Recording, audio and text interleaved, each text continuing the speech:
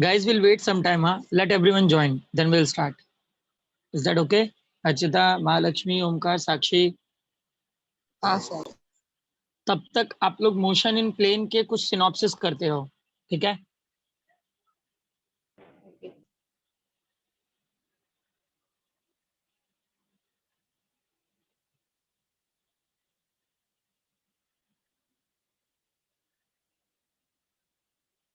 Vaishnavi ma'am, आवाज आ रही है? Vaishnavi ma'am,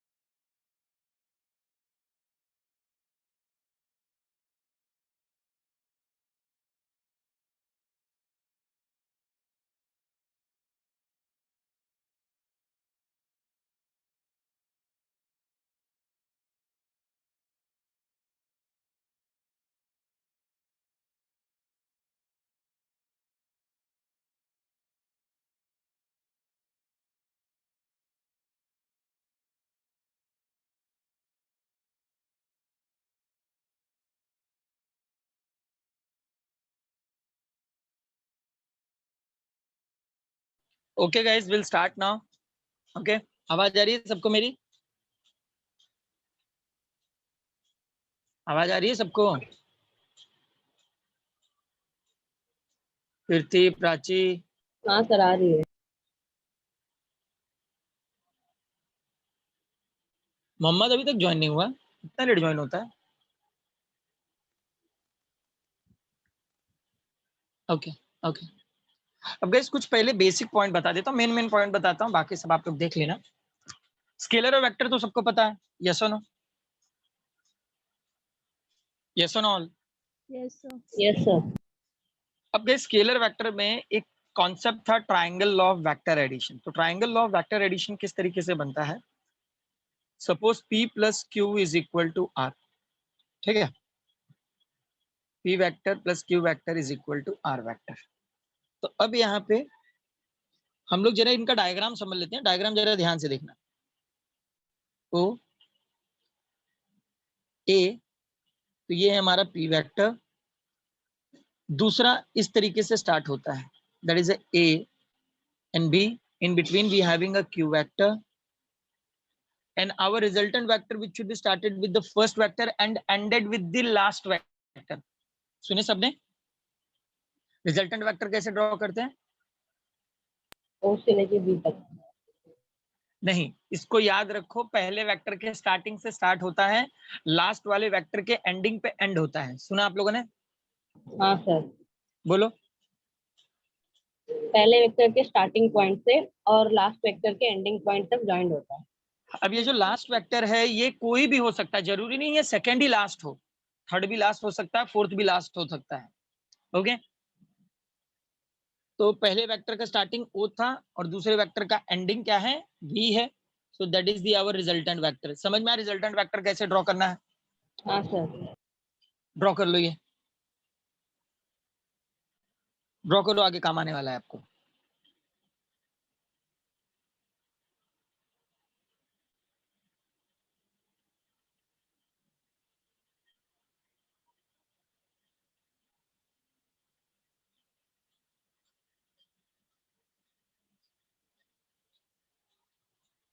done all?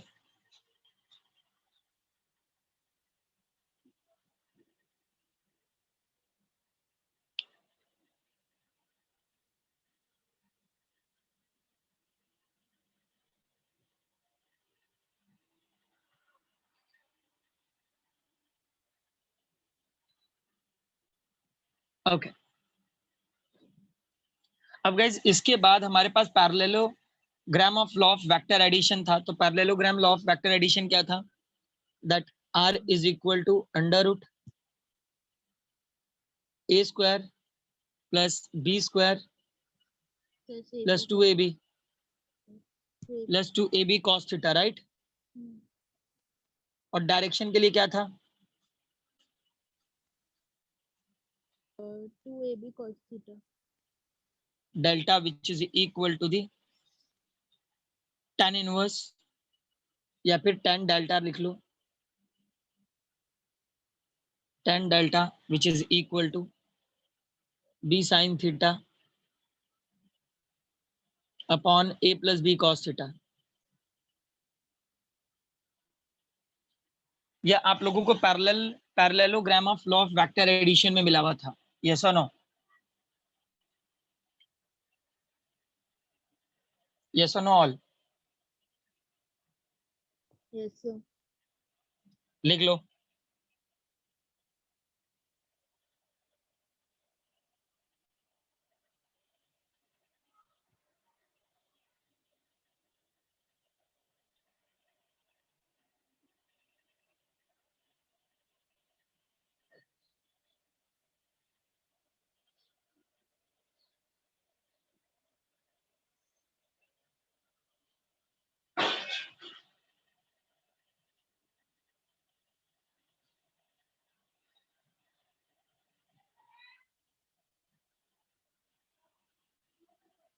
Done all?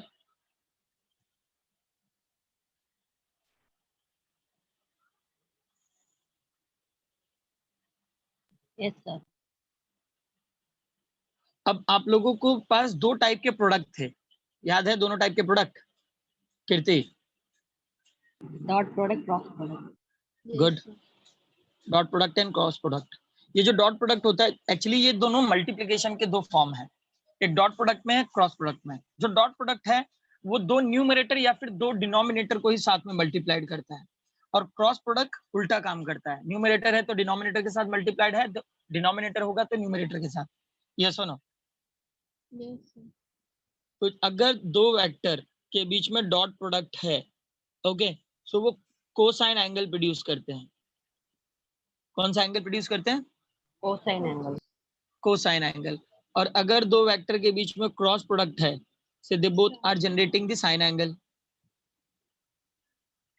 Yes और नो? Yes, sir. अगर डॉट प्रोडक्ट में जैसे कि I cap dot I cap,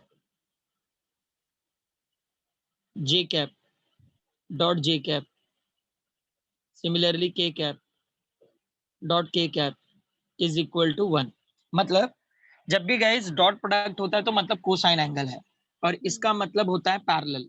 जब भी दो वेक्टर्स एक दूसरे से पैरेलल होंगे तो वो एंगल क्या जनरेट करेंगे, 0, और cos 0 क्या होता है, 1। यस और नो? Yes, sir. मतलब यहाँ पर क्या है, p vector and q vector they both are a parallel. अगर दोनों पैरेलल है तो theta should be a 0, right? Yes, sir. तो cos 0 विल बी अ 1। लेकिन यहाँ पर क्रॉस में ऐसा नहीं होता। क्रॉस में सीक्वेंस चेंज करने होते हैं और सीक्वेंस के अकॉर्डिंग काम करना होगा। एक और काम यहाँ पे लिख लो, अगर आई डॉट जे है मतलब दो डिफरेंट है, मतलब परपेंडिकुलर है। यस और नो?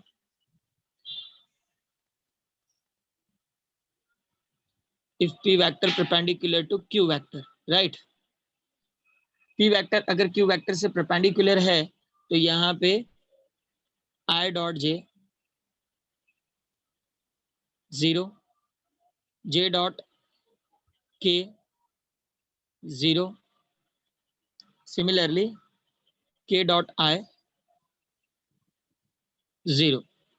मतलब क्यों? क्योंकि यहाँ पे जो एंगल होता है वो 90 डिग्री हो जाता है। यस और नो? Yes, sir. अब अगर हम लोग क्रॉस प्रोडक्ट में देखें, अगर दो पैरेलल है, if p vector which is parallel to q vector, so again theta should be a 0। तो मतलब अगर क्रॉस प्रोडक्ट में जब भी सेम वेक्टर्स होंगे तो वो एक दूसरे से 0 हो जाते हैं, याद रखना, क्योंकि उनके बीच का एंगल क्या है, साइन, और साइन 0 0 होता है, तो ये 0 हो जाएगा। सुना? सिमिलरली j क्रॉस जे भी होगा तो क्या हो जाएगा, 0। Similarly K cap cross k cap भी होगा तो भी क्या हो जाएगा, 0। सुना सबने? हाँ, sir. गाइस ये कुछ रूल्स हैं, लिख लो, ये हाईलाइट रूल्स हैं जो आप लोगों को आगे काम आने वाली है, जिनको याद रखना बहुत ज्यादा जरूरी है।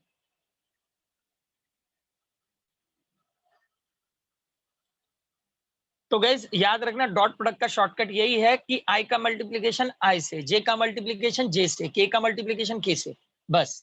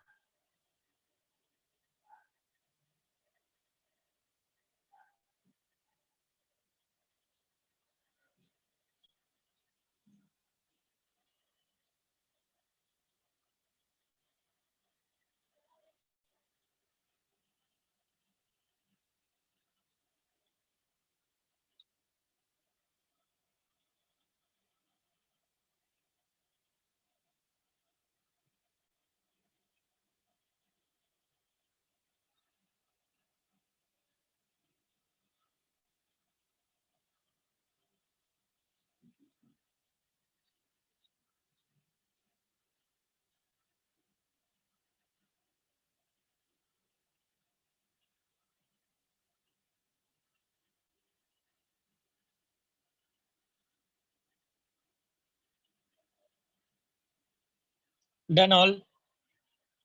Yes, sir. अब याद रखना, अगर क्रॉस में डिफरेंट होंगे तो सीक्वेंस के हिसाब से उसको 1 और -1 देंगे, क्योंकि कभी पैरेलल और कभी एंटी पैरेलल हो जाते हैं वो।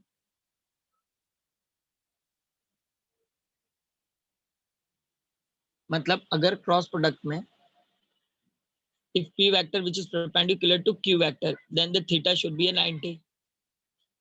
ओके, तो यहाँ पर आपको टर्म्स चेक करने होंगे, i cross j, j cross k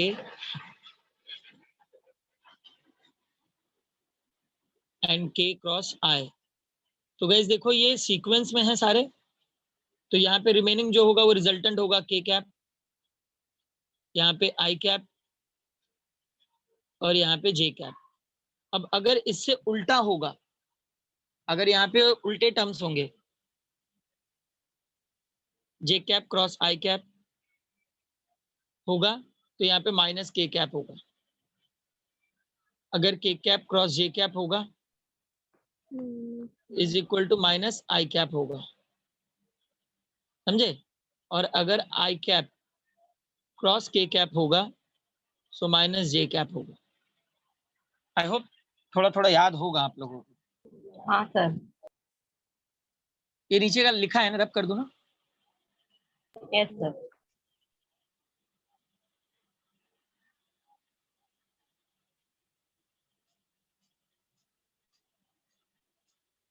after that guys we are having a relative velocity. ये जो रिलेटिव वेलोसिटी है ये दो ट्रेन के मूविंग्स पे होता है या फिर दो कार्स के मूविंग पे होता है। अगर दो ट्रेन सेम डायरेक्शन में सेम स्पीड से ट्रैवल करेंगी तो अगर आप उन ट्रेन की तरफ देखोगे तो आपको रेस्ट फील होगा, लेकिन जब आप लोग नीचे की तरफ देखोगे तब आपको पता चलेगा कि ट्रेन तो मूव हो रही है। तो अगर आप दूसरे साइड देखोगे तो आपको मोशन फील होगा। अभी हुआ है ऐसा? हाँ सर। ट्रेन प्लेटफॉर्म पे रुकती है, ऑलरेडी दूसरी ट्रेन रुकी हुई है, उस दूसरी ट्रेन की तरफ देखते हैं तो वो जल्दी आई है तो जल्दी जाती है, तो जैसे वो मूव होती है हमें फील होता है हम मूव हो रहे हैं। फील हुआ है ऐसा? हाँ सर। हाँ। That is a relative velocity condition कि अगर आप रेस्ट की तरफ देखोगे तो रेस्ट फील करोगे, मोशन की तरफ देखोगे तो मोशन फील करोगे। ठीक है, तो ये रिलेटिव वेलोसिटी का फॉर्मूला है VAB vector which is equal to VA vector minus VB vector. VA vector minus VB vector ये तब होगा जब सेम डायरेक्शन में होंगे। कब होगा ये? जब दोनों वेक्टर सेम डायरेक्शन में। In same direction. ओके, और जब अपोजिट डायरेक्शन में होंगे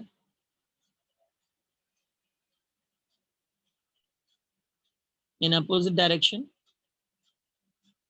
अपोजिट डायरेक्शन में होगा तो खाली क्या होगा, माइनस की जगह पे प्लस हो जाएगा।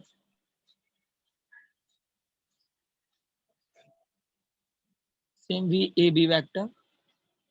तो जब भी रिलेटिव फंक्शन अप्लाई करने होंगे तो पहले चेक कर लेना कि सेम डायरेक्शन में अपोजिट डायरेक्शन में। ठीक है, is that clear everyone? Yes sir. लिख लो।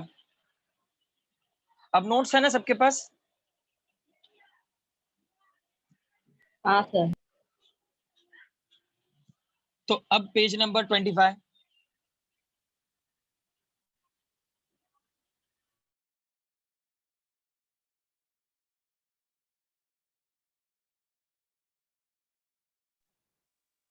लिखे ये सब लोगों ने लिखा पूरा?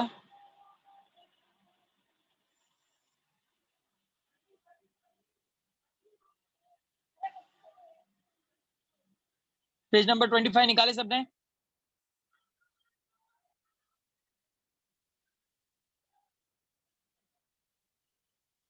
एक सेकेंड गाइस, काइनेमेटिक इक्वेशंस पता है ना आप लोगों को?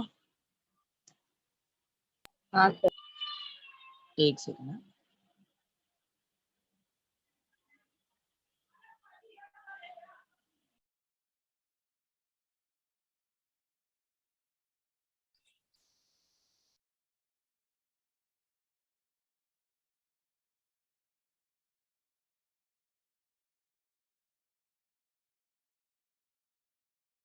काइनेमेटिक इक्वेशंस पता है आप लोगों को?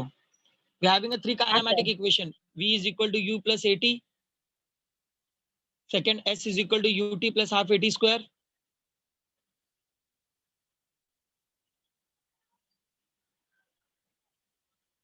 half AT square, and third V square which is equal to U square plus 2AS. Yes or no? Yes sir.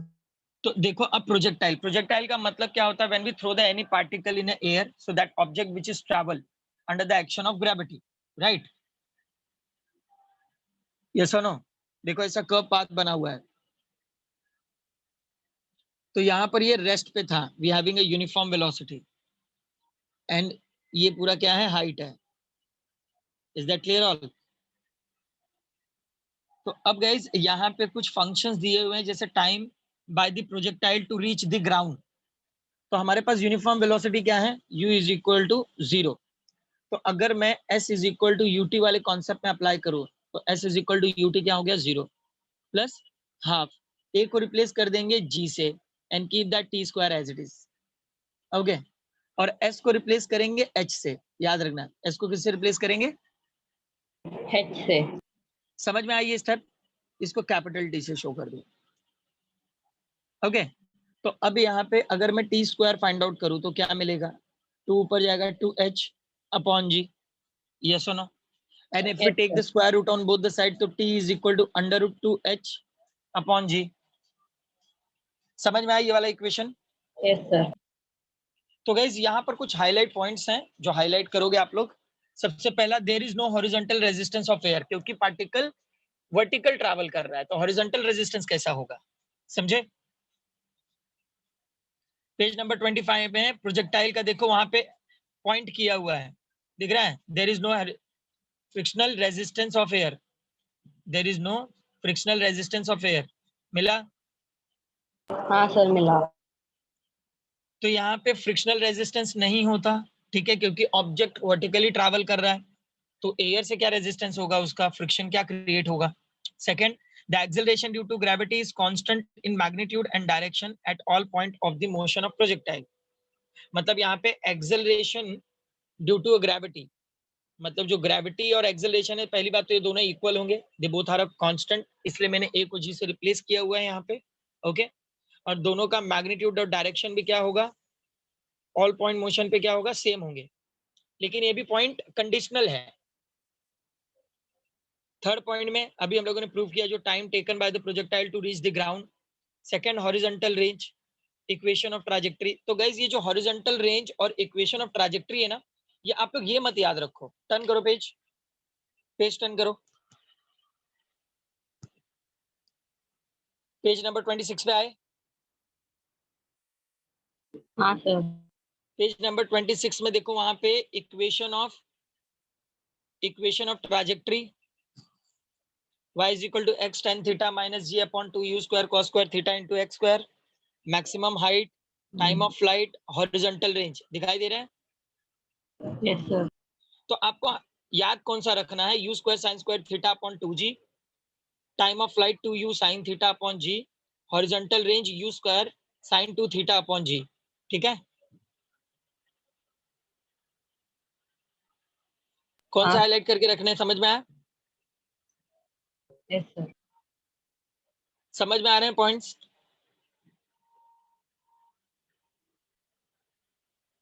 yes or no everyone Yes, sir. अब गाइस उसके बाद यहाँ पे यूनिफॉर्म सर्कुलर मोशन से भी रिलेटेड कुछ formulas हैं like same वही centripetal force radial acceleration tangential acceleration linear velocity का formula v is equal to r omega okay theta का फॉर्मूला क्या होगा s अपॉन r तो वहां पे एक डायग्राम बना के दिया हुआ है pq अपॉन r तो कंफ्यूज नहीं हो जाना alpha D omega upon dt radial acceleration के 3 फॉर्मूलाज हैं v square upon r omega square into r और एक और फॉर्मूला है v ओमेगा एक और फॉर्मूला लिख लेना कौन सा है v ओमेगा हाईलाइट किया सारे टर्म्स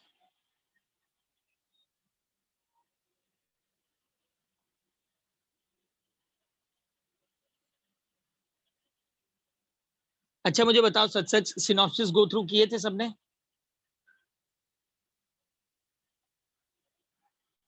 सिनॉप्सिस सबने गो थ्रू किया था क्या बड़ा था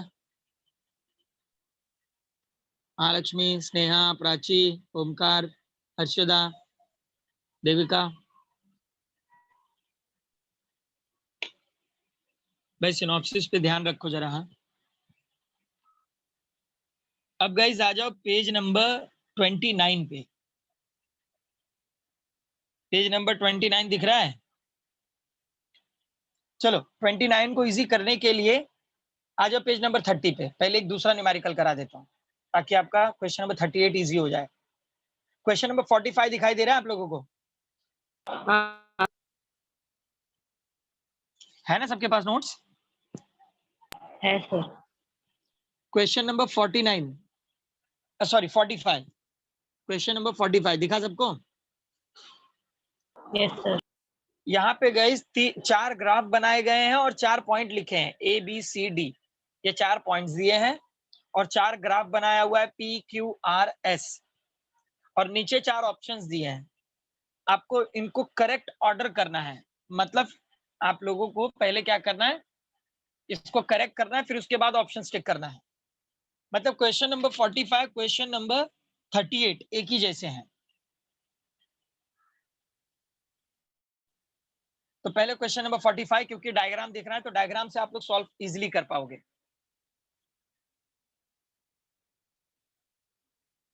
एक एक डायग्राम देखो और सॉल्व करो।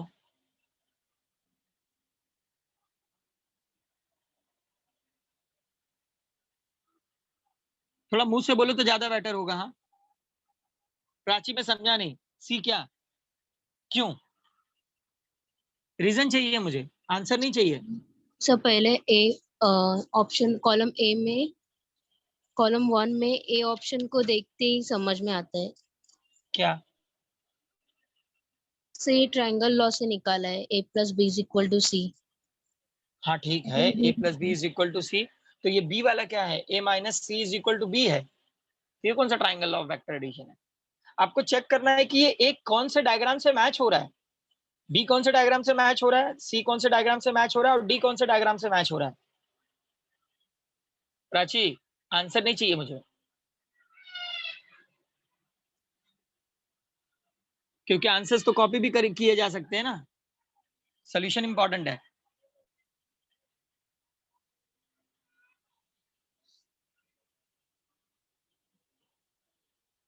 सर ये ऑप्शन में क्या दिया है वो समझ नहीं रहा है। तो समझ ही नहीं रहा है। सर ऑप्शन कुछ नहीं समझ रहा है। देखो ऑप्शन में क्या दिया है कि जो कॉलम ए कॉलम 2 दिखाई दे रहा है, कॉलम 1 कॉलम 2, कॉलम 1 में चार कंडीशन दिए हुए हैं, A plus B is equal to C, B का दिया हुआ है A minus C is equal to B, third का दिया हुआ है B minus A is equal to C और डी में दिया है A plus B plus C is equal to 0। ये 4 कंडीशन दिए हैं जो आपको बताने हैं कि कौन से डायग्राम से मैच हो रहे हैं। तो वही परफेक्ट डायग्राम के ऑप्शंस चेक करने हैं आपको। जैसे कि पहला ऑप्शन ओके दिया सर, है, हाँ मैं भी समझा सर। समझे? पहला ऑप्शन में क्या दिया है देखें, ए इज इक्वल टू आर, मतलब जो डायग्राम ए है, सॉरी, जो वैल्यू ए है वो डायग्राम आर से मैच हो रहा है, ऐसा है।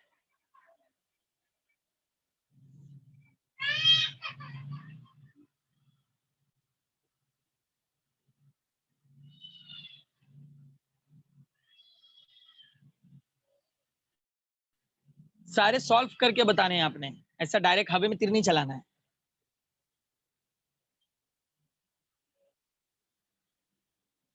कीर्ति समझे क्या काम करना है? Yes sir. हम्म।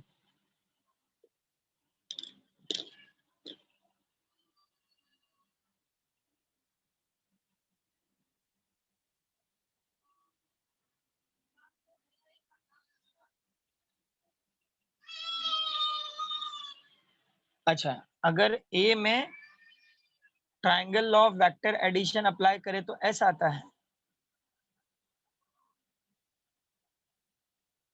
हाँ A sir. Plus B,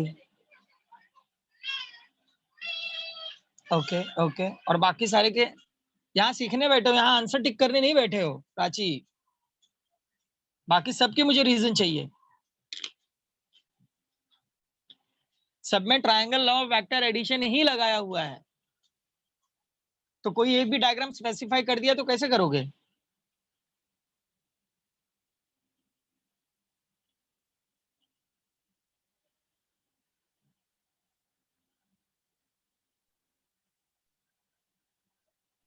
So I'm done with diagram A and diagram D. No, diagram P and diagram S, and now I'm working on the rest. Okay, do it.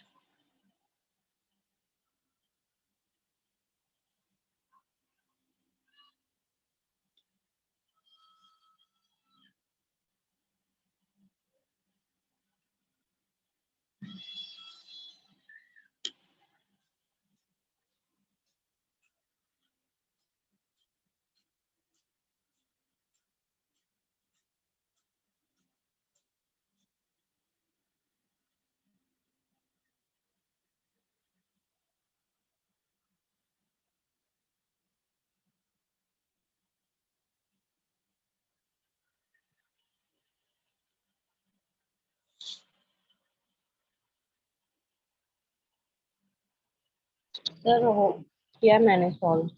किया? पहले diagram से start करें? Yes sir. Okay, ये रहा पहला diagram. Wait ultra wait, क्योंकि diagrams important है।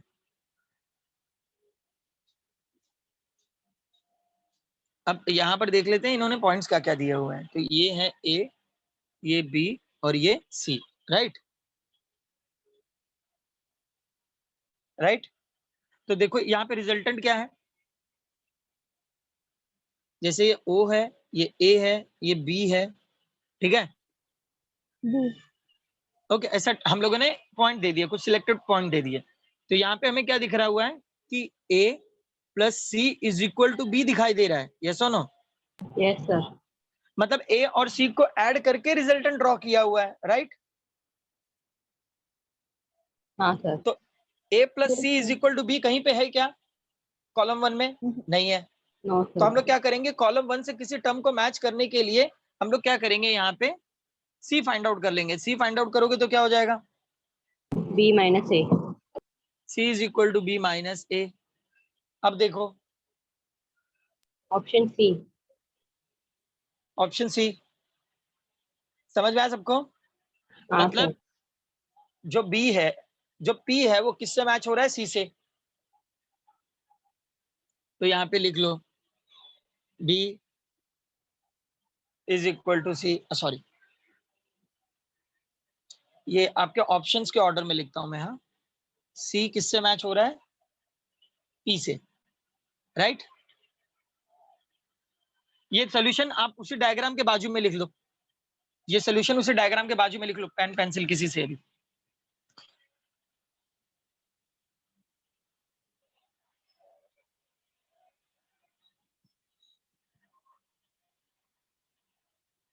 लिखे? Yes sir. रब कर दूं? हाँ सर। ओके, अब दूसरा डायग्राम। दूसरा डायग्राम इस तरीके से है,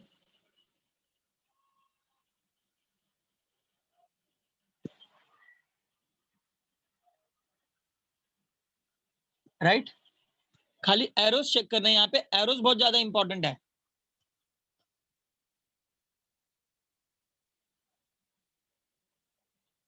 ये एरो इस तरीके से बने हुए हैं, देख रहे हो? हाँ अब यहाँ पे सर। पॉइंट्स लिख लो, सी ए बी, यस और नो? यस तो सर। एक बात बताओ, सब एक दूसरे से अपोजिट हैं, तो triangle law of vector addition में ऐसा था क्या? देखो इसका रिजल्टेंट वेक्टर कहीं से मैच ही नहीं हो रहा, इसका रिजल्टेंट वेक्टर उल्टा बनाया हुआ है। हाँ सर। लास्ट वेक्टर के एंडिंग से स्टार्ट हो रहा है और पहले वेक्टर के स्टार्टिंग पे खत्म हो रहा है, तो ऐसा था क्या? सर इसका डायरेक्शन ऑपोजिट है तो हम लोग माइनस कर। We can say that a plus b is equals to minus c.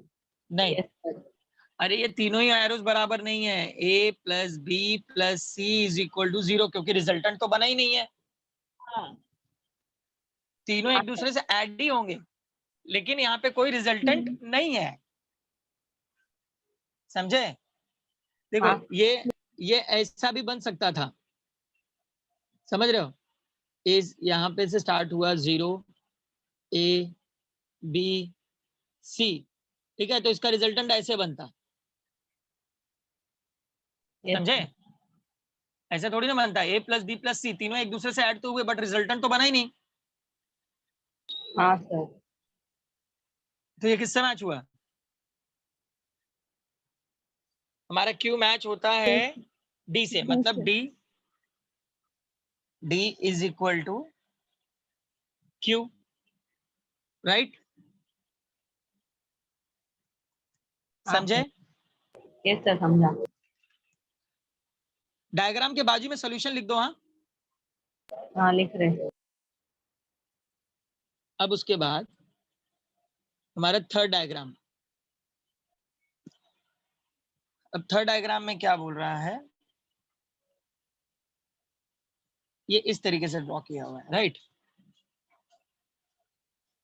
तो ये हमारा सी वेक्टर है, ये ए वेक्टर है और ये बी वेक्टर है, ये सुनो एवरीवन। Yes sir. और ये X axis Y axis random है, मतलब हर डायग्राम में है वो, तो वो नहीं लिखोगे तो भी चलेगा। तो अब यहाँ पर देखो रिजल्टेंट क्या है, रिजल्टेंट समझ में आया क्या है यहाँ पे? ए बार है रिजल्टेंट वेक्टर, हाँ ए बार रिजल्टेंट वेक्टर है। Yes, C plus B is equal to A. हमें कैसे हाईलाइट हो रहा है ये, क्योंकि देखो रिजल्टेंट वेक्टर सी से स्टार्ट हो रहा है, सी का स्टार्टिंग पॉइंट कहाँ पे है, यहाँ पे ओ पे, ओके, और कहाँ पे खत्म हो रहा है, यहाँ पे, मतलब ओ ए बी ऐसा है, ठीक है। हाँ सर। तो गाइस अब यहाँ पे देखो कोई मैच हो रहा है क्या, कोई टर्म मैच हो रहा है क्या? सर ये सी को उस साइड लेके जाना पड़ेगा, A bar minus C bar. A bar minus, C bar is equal to B bar, वो ऑप्शन है। अच्छा मतलब बी को रिजल्टेंट में अगर मैं कन्वर्ट कर दूं, मतलब बी फाइंड आउट कर लूं जैसा ऑप्शन में दिख रहा है, मतलब पहले कॉलम में, so B option is B में। Equal to A minus C, yes और नो? Yes sir. तो मतलब ये जो हमारा थर्ड डायग्राम है वो किससे इक्वल है, बी से, B is equal to R, समझे? हाँ सर। ये लिख लेना डायग्राम के बाजू में। याद रखना गाइस ये खाली एक ही क्वेश्चन नहीं है, इस टाइप के डायग्राम्स को समझने का रूल है ये, ओके। इसलिए चारों सॉल्व करना इंपॉर्टेंट है। अब कर दूं चलेगा ना? हाँ सर।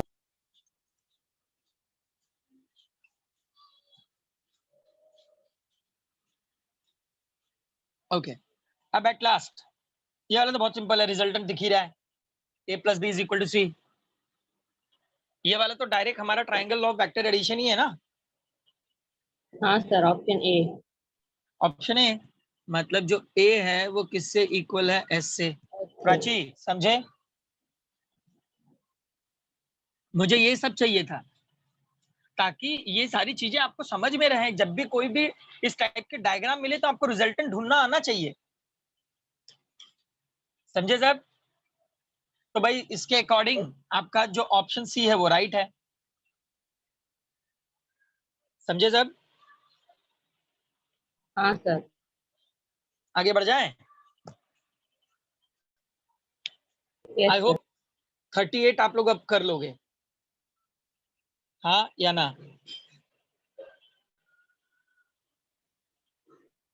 38 कर लोगे?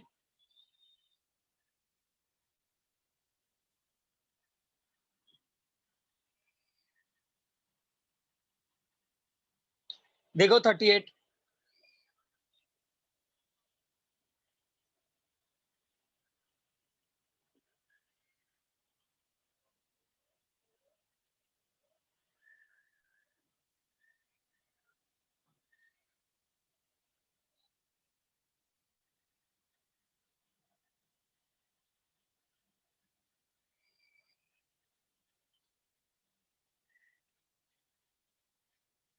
एक बता दूं कोई, या करोगे खुद से? हाँ सर सर, कर वो लेंगे। will do. कर लोगे? हाँ सर। Do it. देखो ये कुछ ऐसे टाइप के क्वेश्चन थे ना जिसमें ऑप्शन समझ में ही नहीं आते क्या चल रहा है, इसलिए इनका करना बहुत ज्यादा इंपॉर्टेंट था।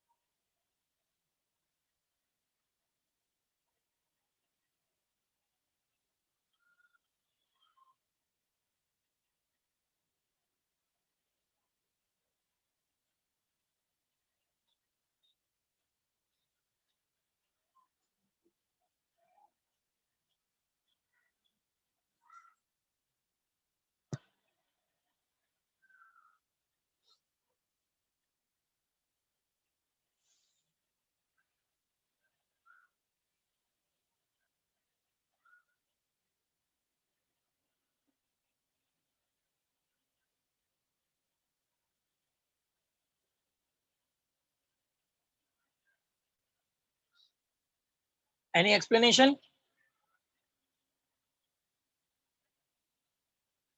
कोई एक्सप्लेनेशन है?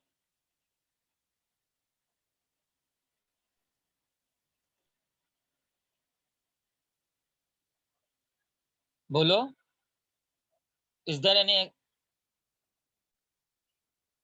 किसी को भी आंसर नहीं मिला?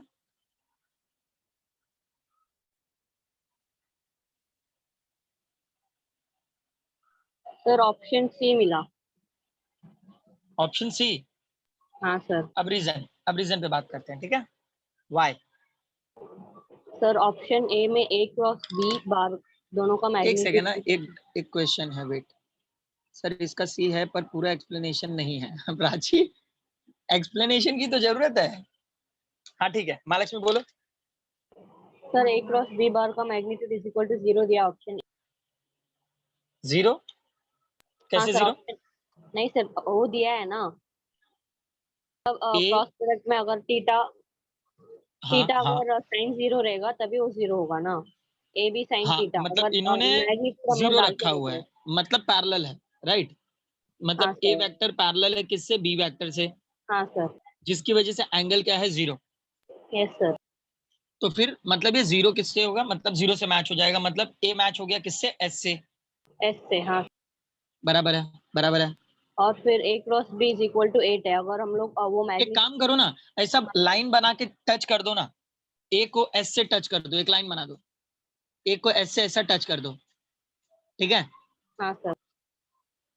तो ए इज इक्वल टू एस, मैं अपने समझने के लिए लिख रहा हूँ, ठीक है? आप लोग लाइन बना दो उधर पे। अब सेकंड वाला क्या है? सर ए क्रॉस बी का मैग्नीट्यूड 8 दिया है। 8 आया हुआ है, तो मतलब कुछ तो यहाँ पे 8 हमें फाइंड आउट करना पड़ेगा, तो ध्यान से, A cross B is equal to 8 दिया है, मतलब कुछ तो यहाँ पे टर्म्स में चेंजेस करने होंगे, जैसे कि A B sine A B sine theta. Theta और ए का वैल्यू 2 दिया है और बी का हाँ, वैल्यू 4 दिया है, मतलब साइन थीटा 1 होना चाहिए, तो थीटा साइन 90 थीटा 1 डिग्री में। होना चाहिए, तो हाँ साइन सर। थीटा 1 कब होगा? 90 डिग्री थीटा पे। 90 डिग्री में। सुना सब लोगों ने? ये यस। सुना सब लोगों ने? तो मतलब बी किससे इक्वल है? आर से। हाँ sir. So B is equal to R, ठीक है? और सर सी थर्ड में वाला? दिया है ए क्रॉस बी का मैग्नीट्यूड 4 है। हम्म, तो सर हम लोग को बराबर। 1 मिला तो 8 आया ना, तो उसका हाफ आना चाहिए और 1/2 साइन 30 में होता है। हाँ हाँ, हाँ तो तो one sir upon two, two से कैंसिल कर देंगे, मतलब थीटा इज हाँ equal sir to 30 degree. 30 degree. हाँ सर। सुना सबने? सर तो मतलब सी, Yes. सी किससे इक्वल हो रहा है? पी से, राइट? अब एट लास्ट √3/2, हाँ। नहीं, सॉरी √3/2 नहीं, 1/√2। 1/√2, 45 साइन 45 1/√2 है ना? तो उसको सॉल्व करेंगे, सो विल गेट द 4√2। मतलब जो डी है,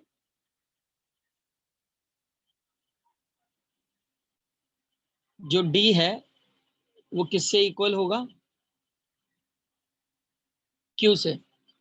सोहिल, स्टार्टिंग से लेक्चर में हो?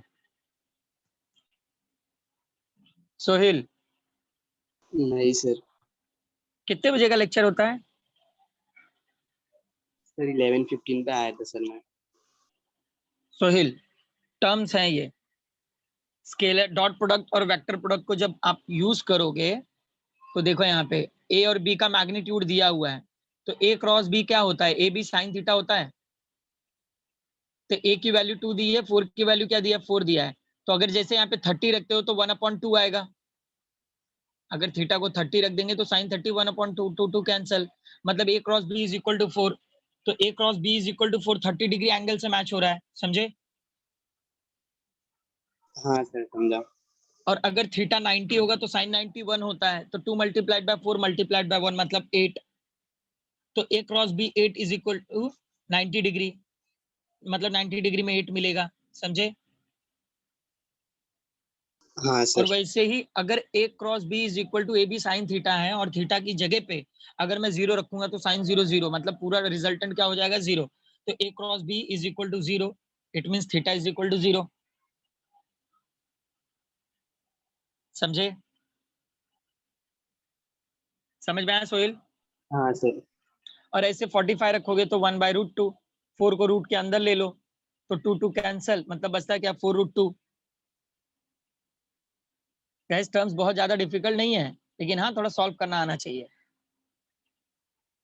मतलब इस टाइप के क्वेश्चन दिख जाए ना, मतलब ऐसा होना चाहिए कि भाई मार्क्स तो अब नहीं जाएंगे, समझ रहे हो?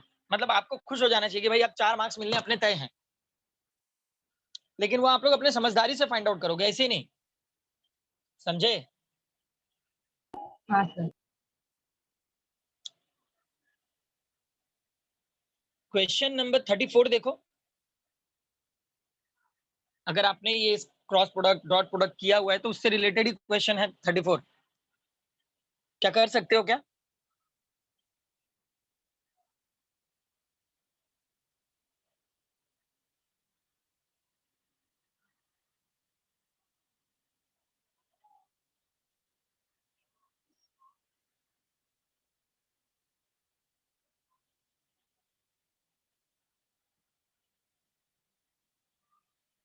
along द डायरेक्शन बोला है, मतलब आपको डॉट प्रोडक्ट यूज करना है।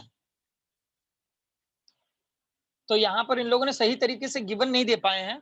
एक्चुअली गिवन क्या होना चाहिए था यहाँ पे, ए वेक्टर का इक्वेशन दिया है इन लोगों ने 2i cap plus 3j cap, yes और नो?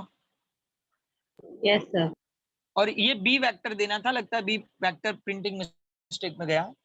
ओके, तो बी वेक्टर क्या है, आई कैप प्लस जे कैप, ठीक है? अगर नहीं भी दिया है तो कोई भी एक वेक्टर आप लोग इमेजिन कर सकते हो वहां पे,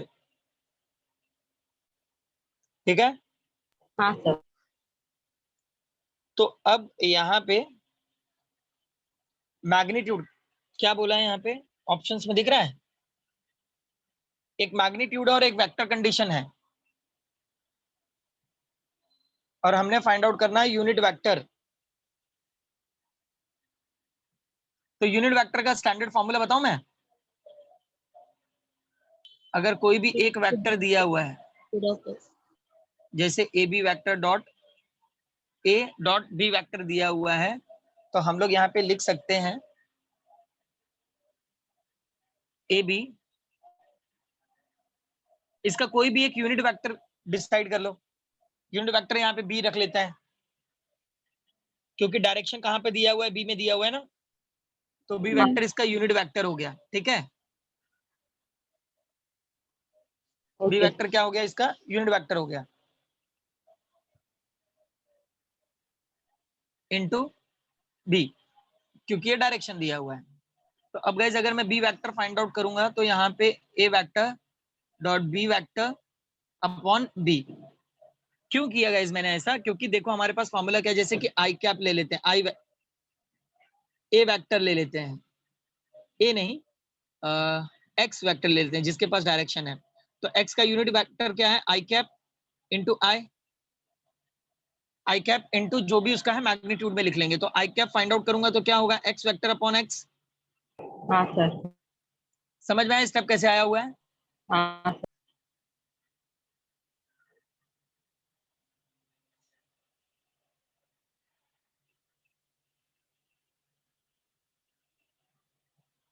लिखो और सॉल्व करो, कर सकते हो क्या सॉल्व?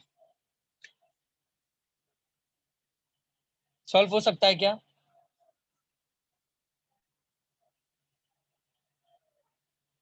हाँ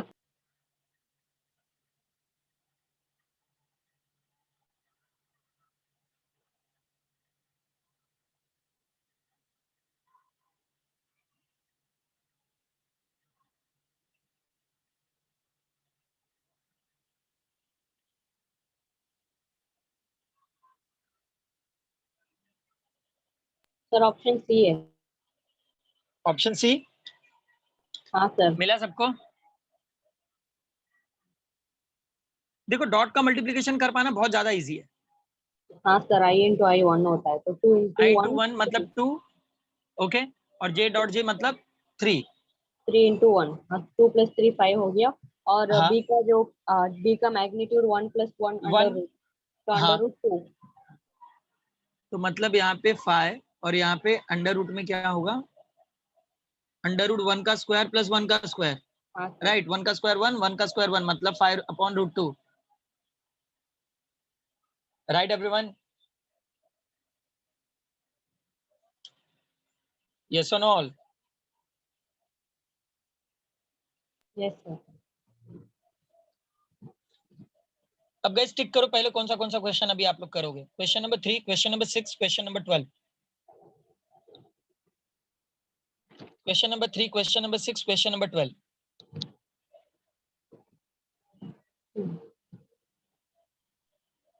Okay, sir.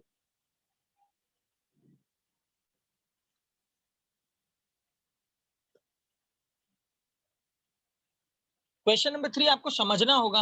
कुछ भी फाइंड आउट नहीं करना है इसके अंदर, सिर्फ समझना है इसको. इसका डायरेक्शन समझ जाओगे काम हो जाएगा आपका.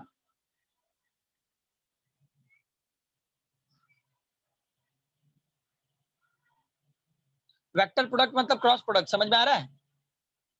हाँ सर, समझ रहा हूँ. क्लियर अप कर दूं? लिखा सब लोगों ने? ये लिख के हुआ सबका?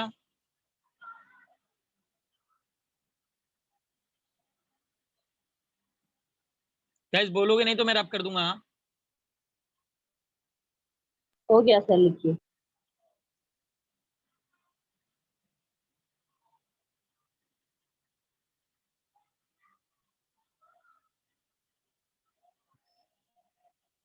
Okay, do it. Question number 3.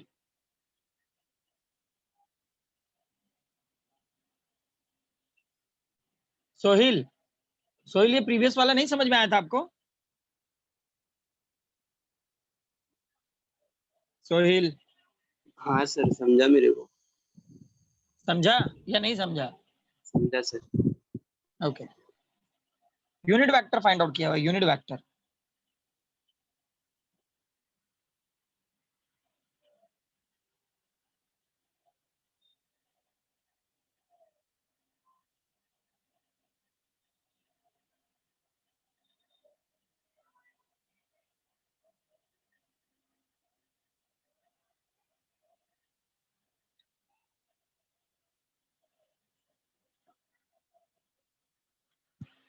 Question number 3 थोड़ा ध्यान से पढ़ो एंड लेट मी नो.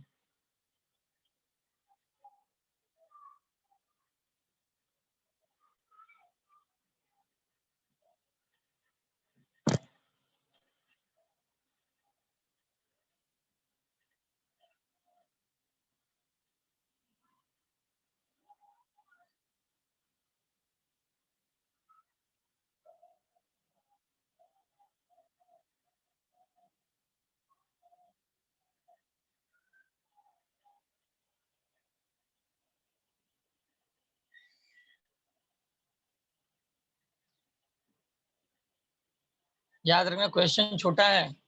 जहां पर क्वेश्चन छोटा हो ना, समझ जाना इसके अंदर बहुत सारा दिमाग लगने वाला है.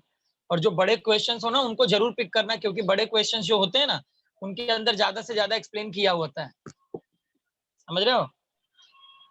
इसलिए कभी So- नोटिस किया आप लोगों ने, जो बड़े क्वेश्चन है उनका आंसर बहुत छोटा होता है और जो छोटे क्वेश्चन होते हैं उनका आंसर बहुत बड़ा होता है. So बोलो.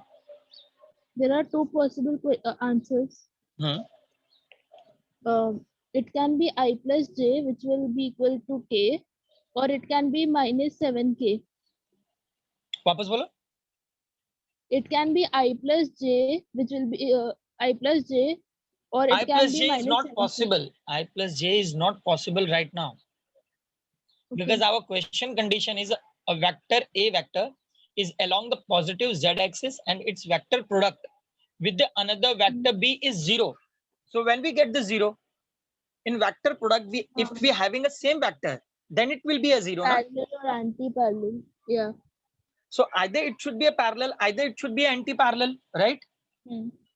Then the vector B could be either parallel or either anti-parallel. Okay, then only D would be. Then it will also existed in either plus z axis, either the minus z axis.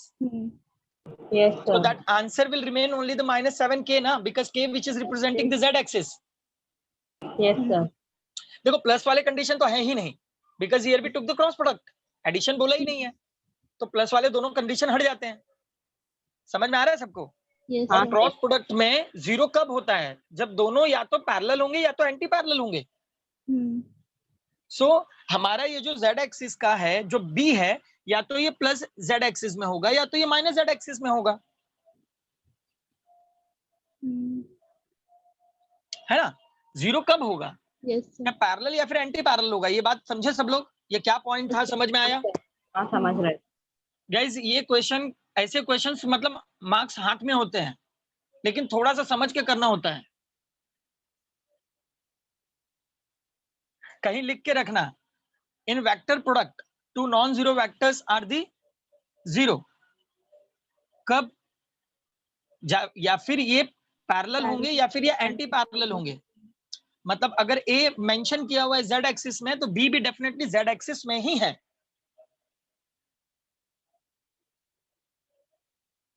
Question समझे हाँ sir. Yes, sir. Guys. अपने समझने के लिए जो point ठीक लगे उसको लिख के रखना है, क्योंकि थोड़ा सा ऐसा दिमाग हिलाने वाला है। ये है तो सिंपल, लेकिन थोड़ा सोचना ज्यादा पड़ता है।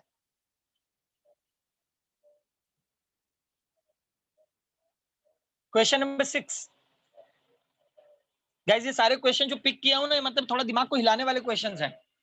मतलब ऐसे क्वेश्चंस के आने के चांसेस ज्यादा होते हैं।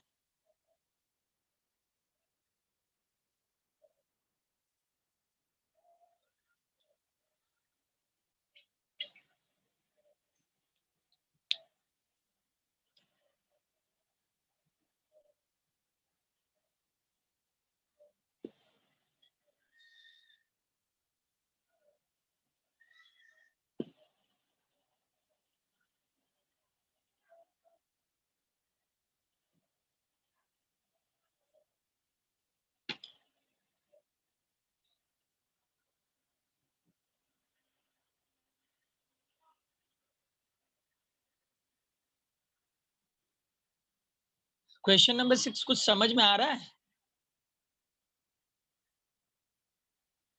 एरोज बना के छोड़ दिए हैं।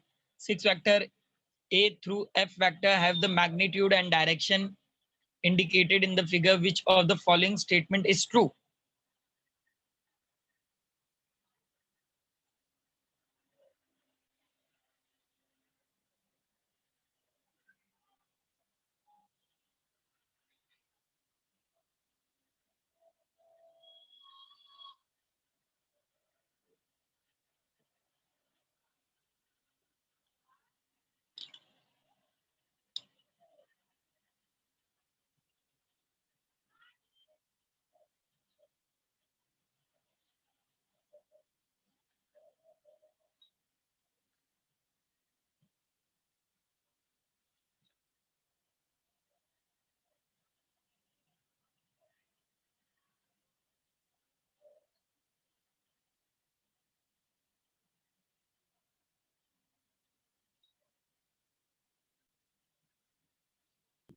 C.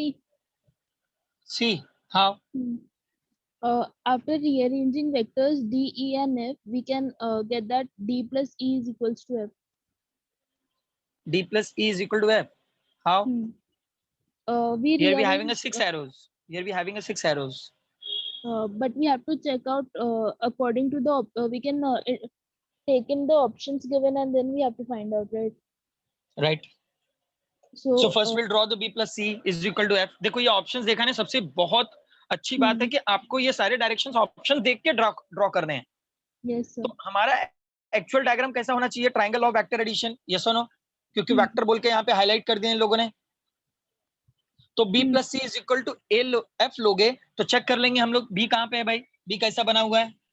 B ऐसा downward बना है, arrow. डाउनवर्ड डायरेक्शन है। C कैसा बना हुआ है? इस Right तरीके से side बना हुआ है। arrow. तो ठीक है, ये इस तरीके से बन गया।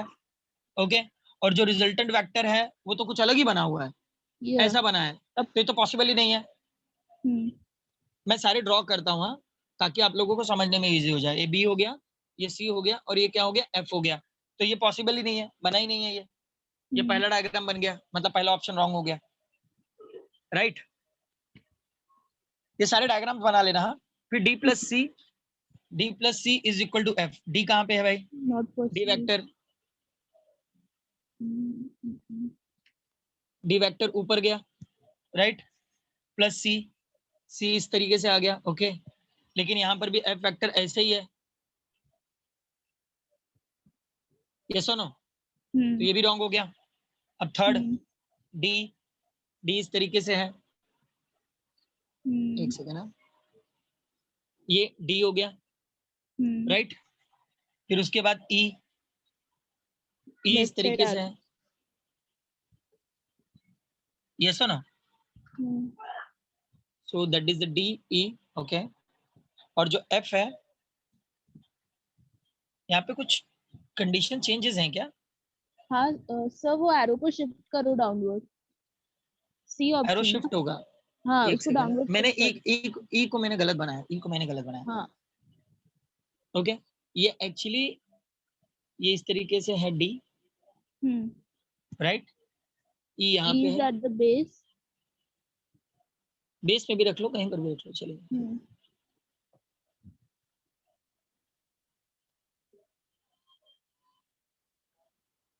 सर वो साइड नहीं,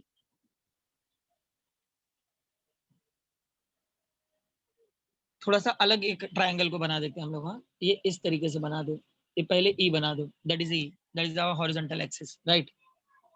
ये इस तरीके से बना देते हैं डी, राइट। अब एफ बनाते हैं रिजल्टेंट। तो पहले वेक्टर के स्टार्टिंग से स्टार्ट हो रहा है, लास्ट वाले वेक्टर के एंडिंग पे एंड हो रहा है, यस और नो?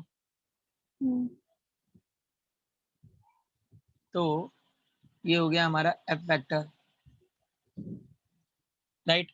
तो ये triangle law of vector addition से मैच हो जा रहा है, यस और no? Yes sir.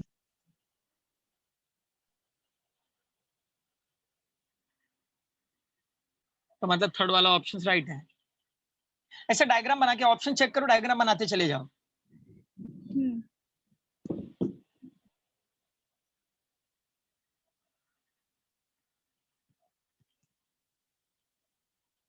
Question number 12 रब कर दो इसे। हाँ सर।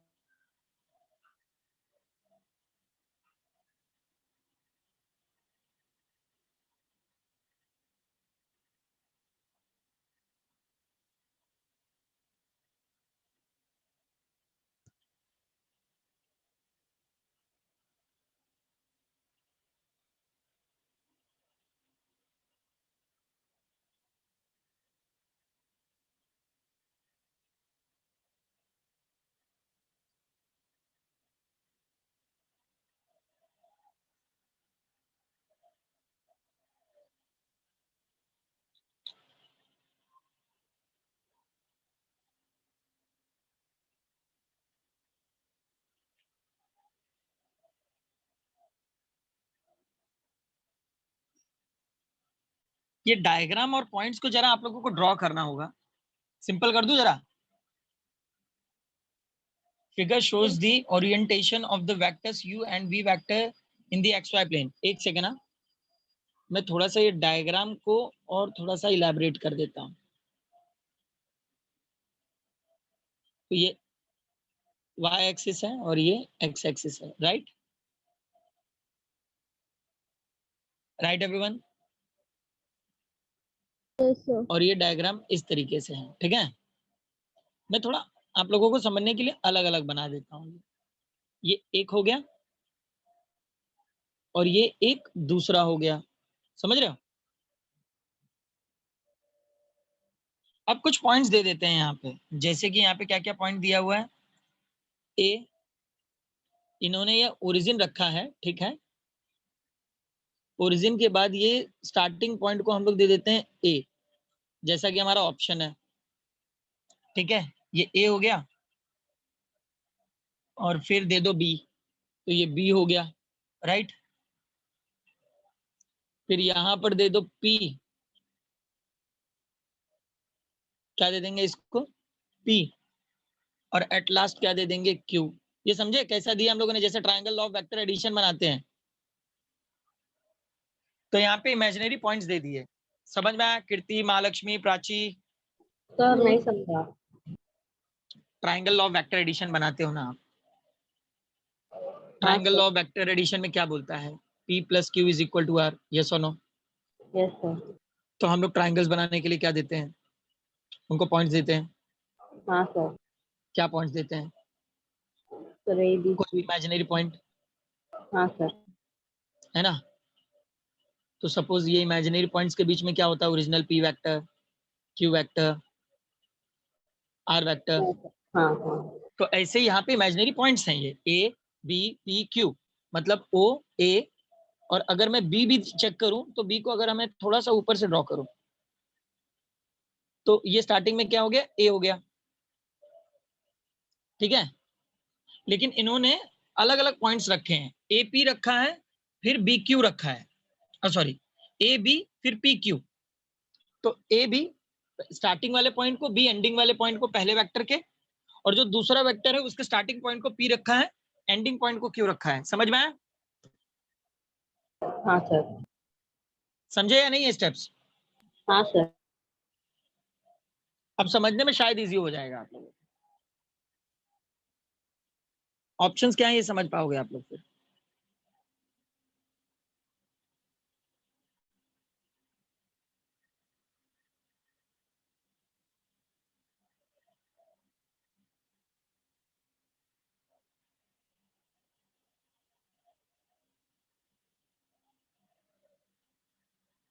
अच्छा, इसको सॉल्व करने के पहले कुछ न्यूमेरिकल कैंसिल कर लो, क्योंकि आपके पास लॉग बुक नहीं होगा तो वैसे न्यूमेरिकल पूछेंगे ही नहीं।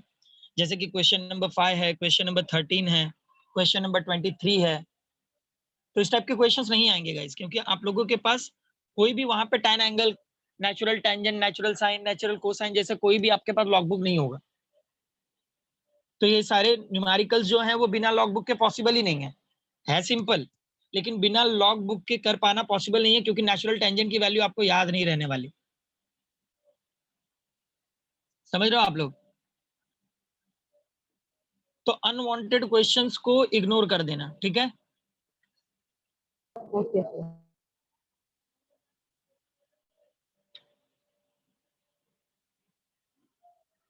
सर ये 12th वाले में आई कैप के बाजू में जो ए दिया है वो तो यूनिट वेक्टर का मैग्नीट्यूड है ना सर, वो हम लोग पॉइंट कैसे ले सकते हैं?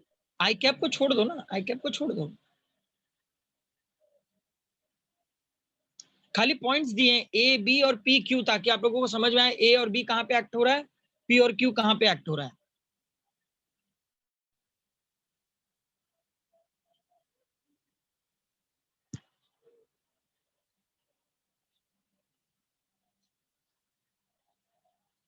देखो ये जो बी है ना, यहाँ पर क्या बोला हुआ है? आई कैप, ए आई कैप है, मतलब जो ए है वो कहां पे एग्जिस्ट हो रहा है एग्जैक्टली?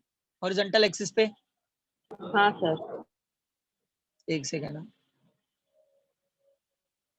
हॉरिजॉन्टल एक्सिस पे, तो यहाँ पर जो एक्स है, ए हम लोगों ने एक्स एक्सिस पे लिया हुआ है, और जो बी है वो एक्चुअली कहां पे है? वाई एक्सिस पे। y axis. समझे? Hmm. हाँ सिमिलरली सर। ये पॉइंट भी है, जो पी है वो कहां पे है? Uh, एक्स एक्सिस पे। x axis पे and और q जो is on क्यू y है, axis. समझे? So option B. Option B. क्यों? Because according to the figure, if we displace this vector v, we can put it downward, and yet and in that point a and b and p would be positive, and q would clearly come out to be negative y wait, direction. सारे options will check, हाँ, will check one by one.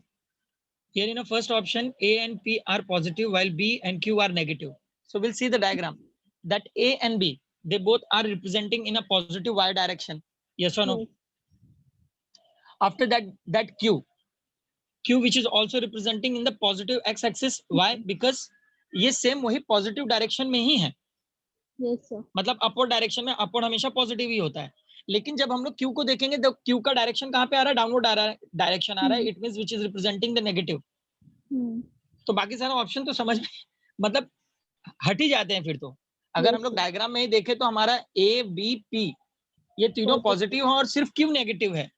तो बाकी सारे options I hope आप लोगों को समझ में आ गए होंगे, बस उसी के कुछ Yes, sir. फ्लक्चुएशंस दिए हैं बस। A and P R positive, B and Q negative, possible ही नहीं है। सिमिलरली थर्ड वाला क्या दिया है? A Q B R positive while P is negative, ये भी गलत है। A B Q sorry A B P and Q are all are positive, ये भी पॉसिबल नहीं है क्योंकि एक तो डाउनवर्ड दिख रहा है। समझ में आया ये वाला डायग्राम? Yes, sir. गाइस थोड़ा सा सोचना होगा, थोड़े पॉइंट्स देने होंगे, उसके बाद आप लोग इसको सॉल्व कर पाओगे। समझे साहब? यस और नो ऑल? बोलो। Yes, sir.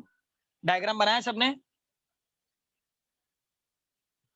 हाँ सर बनाया है।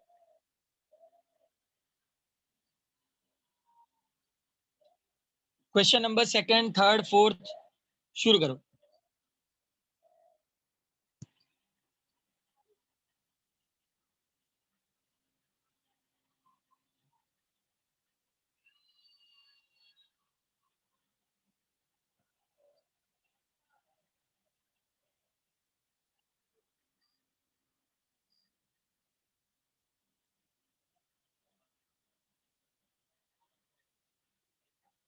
Guys you have a 5 minute for each question, you have a 2 minute. हाँ, तो तीनों क्वेश्चन ट्राई करना है। It means you all are having a 6 minute. 6 minute के बाद मैं बोलूंगा, सर क्वेश्चन मैं नंबर सॉल्व बोलो करना ना। शुरू कर।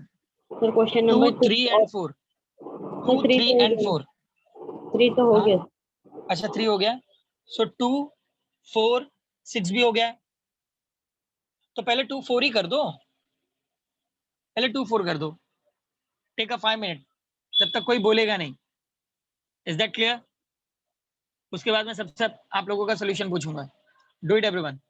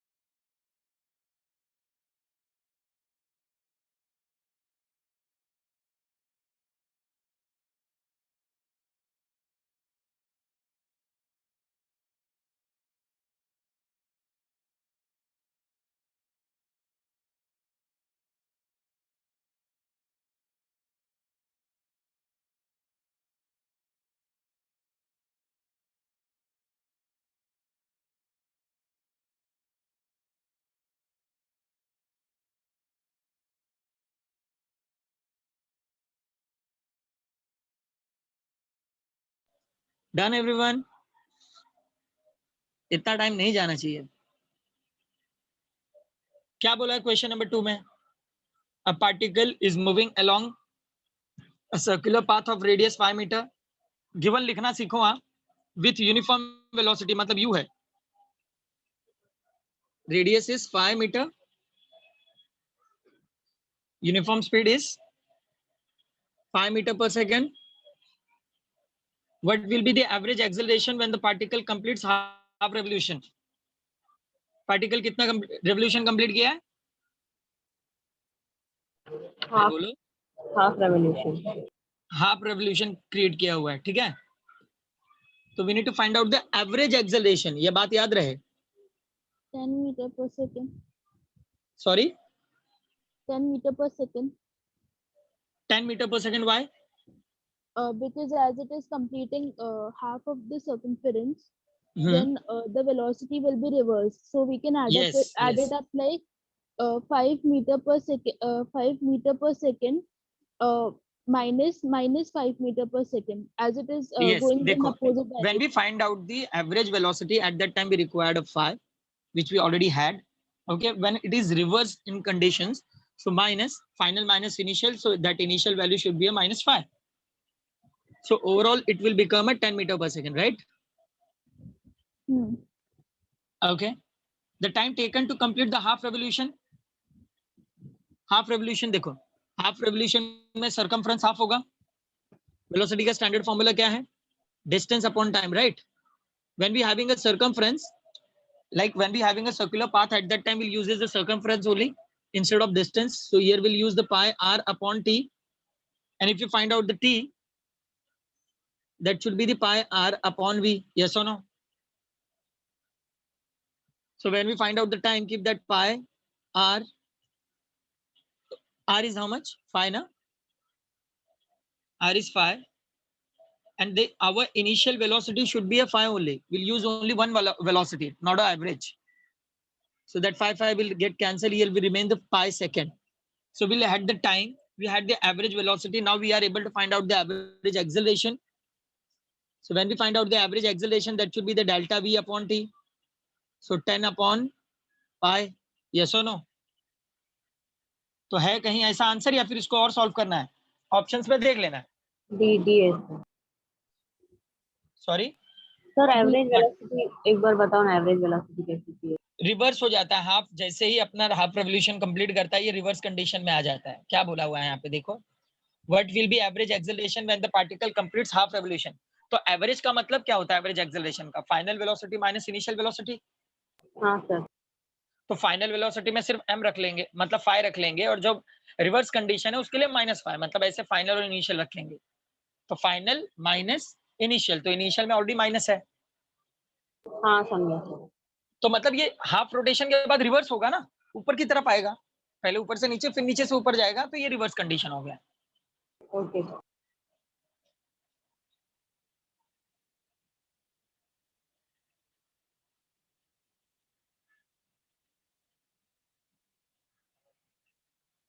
डन ऑल, लिख लो पूरा ये।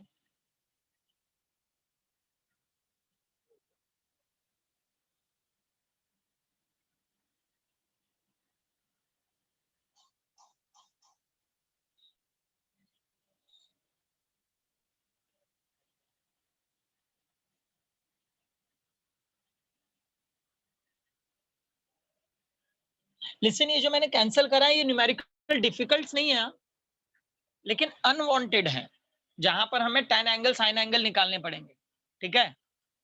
तो वैसे क्वेश्चंस वहां पे नहीं होते हैं।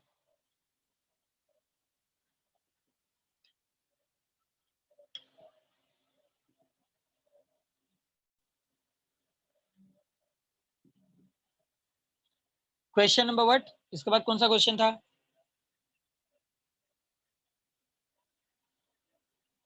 When the angle of projection is 75 degree, a ball falls 10 meters short of the target. When the angle of projection is 45 degree, it falls 10 meter ahead of the target. Both are projected from the same point with the same speed in the same direction. The distance of the target from the point of projection is. देखो सबसे पहले यहाँ पर तो ये तो highlight हो गया कि हमें फॉर्मूला कौन सा यूज करना है, हॉरिजॉन्टल रेंज का। Horizontal range. हॉरिजॉन्टल रेंज का स्टैंडर्ड फॉर्मूला क्या है? R is equal to u square sin 2 theta upon g.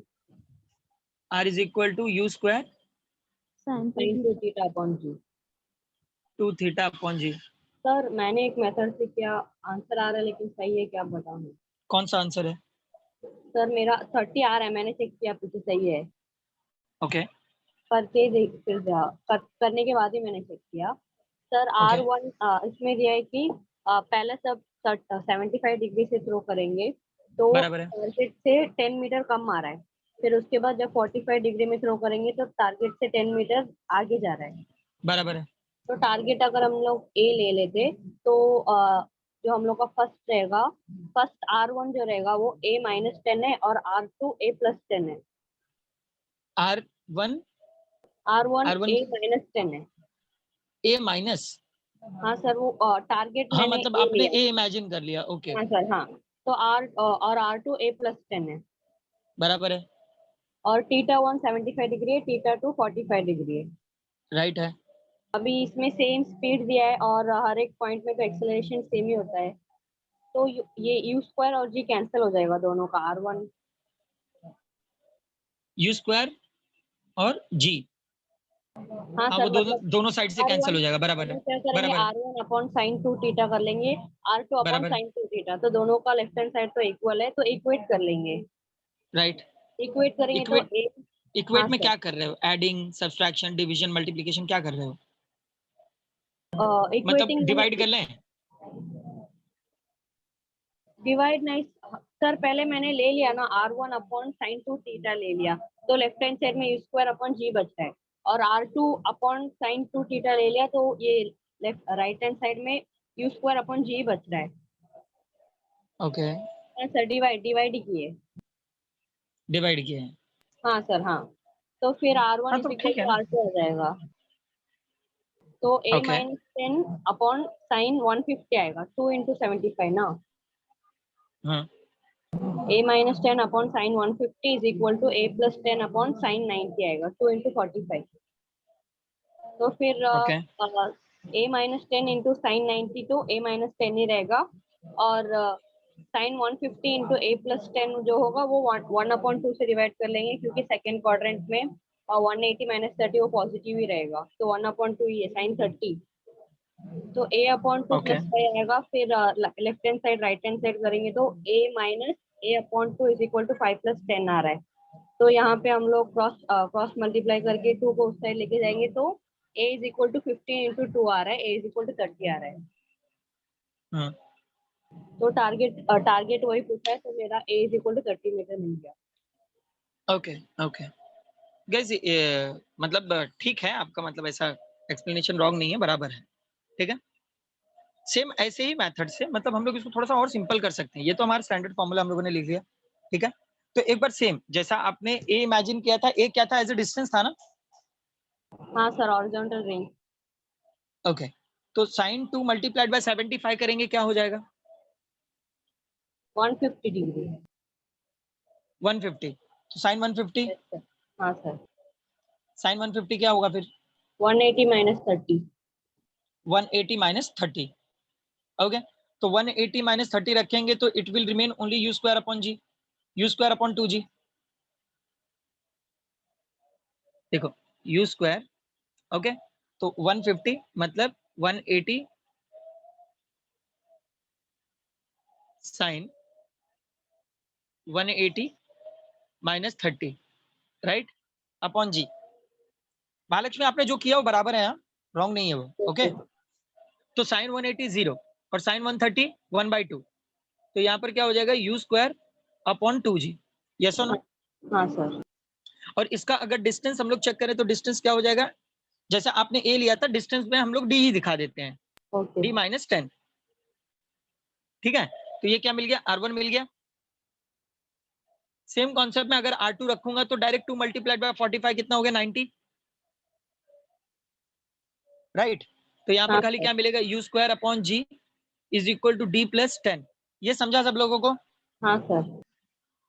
Okay. तो यहाँ पे दो इक्वेशंस मिल गए, इसको इक्वेशन 1 दे दो और इसको इक्वेशन नंबर 2 दे दो, राइट।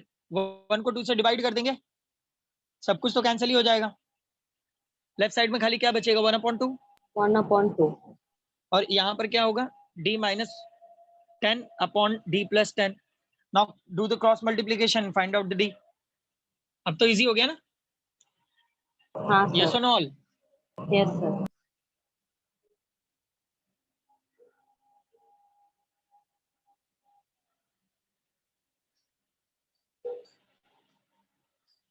हाँ sir, d is equal to 30 आ रहा है। आ रहा है सबको? Yes sir. मतलब जितना सिंपल रख सकते हो उतना सिंपल रखो। Okay sir. आगे बढ़ जाए, ये लिख लो सब लोग। 1 मिनट, ये लिख लेते हैं। एक सेकेंड, हाँ, we had the one question.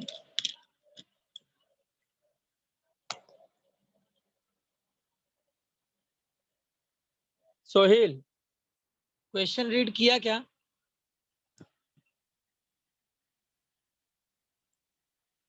देखो वहां पे लिखा हुआ है ना, 10 meter short of the target, मतलब minus when the angle of projection is 45 degree it will fall 10 meter ahead of the target. तो शॉर्ट और अहेड लिखा हुआ है ना, तो जहां पे शॉर्ट था वहां पे 10 को माइनस कर दिया, और जहां पे अहेड था वो वहां पे 10 को प्लस कर दिया। समझे सोहिल? क्वेश्चन में दिया है ना, मैंने अपनी तरफ से थोड़ी ना डाला है।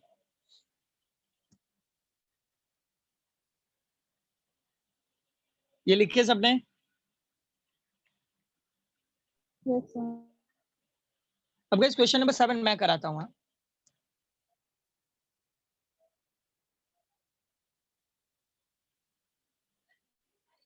रब कर दूं ये? Yes sir.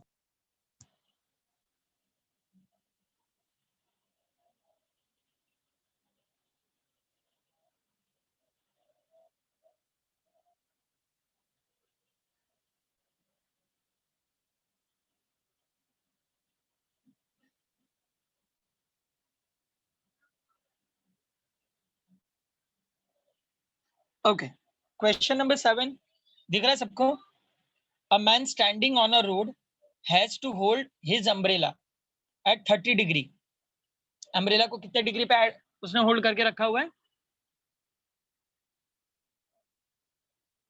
30 degree with the vertical. तो यहाँ पे 2 एक्सिस हम लोगों ने बना लिया हुआ है। कितना axis? 2 X. Okay, 30 degree with the vertical to keep the rain away he throws the umbrella and start running at 10 kilometer per hour. He finds that raindrops are hitting his head vertically. The actual speed of raindrops is, actual speed find out करना है raindrops के, समझ रहे हो? तो अब ये जो हम लोगों ने वर्टिकल एक्सिस ड्रॉ किया हुआ है इसको हम लोग बोल सकते हैं वेलोसिटी ऑफ रेनड्रॉप्स। यस और नो? अच्छा, समझ में आ रहा है? हाँ समझा sir. That V R G show कर देते हैं इसको, मतलब that vertical velocity of rain drops with respect to ground, ये बोल सकते हैं इसको, ठीक है? तो ये कितनी डिग्री पे था? 30 degree from the 30 vertical. Degree. So here we are having a 30 degree.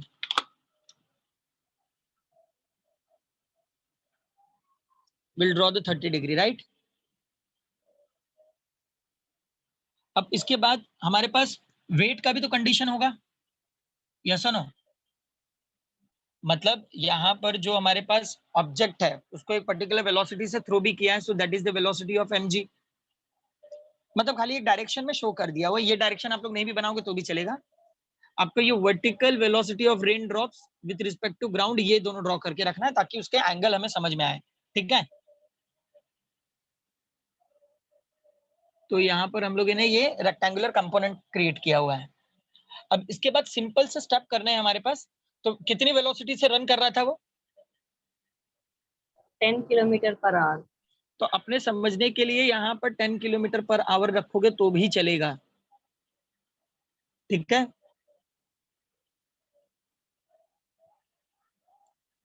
एक second, 10 kilometre per hour. Okay, तो अब अगर मैं यहां से साइन एंगल फाइंड आउट करूं, ठीक है, अगर साइन एंगल फाइंड आउट करेंगे क्या स्टेप मिलेगा? तो डायग्राम नहीं समझा। डायग्राम में we kept the one umbrella, एक अम्ब्रेला ले लिया हम लोगों ने, ठीक है।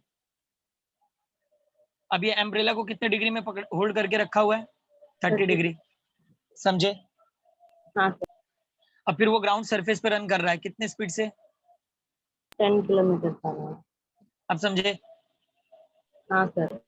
तो मतलब यही वर्टिकल को, ये जो वर्टिकल रेन ड्रॉप्स थे, ये 30 डिग्री में पड़ा हुआ है, तो 30 डिग्री से ये इस साइड में आएंगे, है ना। मतलब वो जो पानी की बूंदे वो नीचे आती है ना अम्ब्रेला से स्लिप होकर, तो वो 30 डिग्री से स्लिप होकर दूसरे डायरेक्शन से जा रही है। हाँ अब क्लियर है?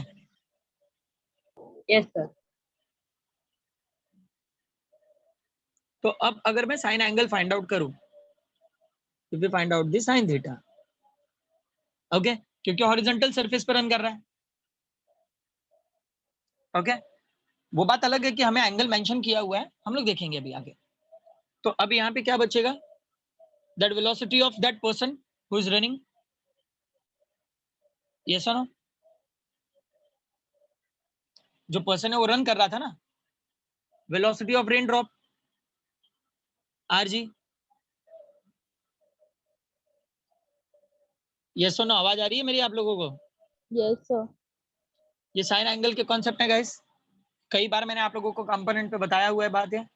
तो अगर यहाँ पे हमें रेन ड्रॉप्स का चाहिए, तो हम लोग साइन एंगल को नीचे डिनोमिनेटर में लेके आ जाएंगे, sine 30 degree, keep that 10 as it is, और साइन 30 1/2, 2 ऊपर जाएगा, 2 multiplied by 10, that should be 20 kilometre per hour. Yes और नो एवरीवन? हाँ सर। लिख लो।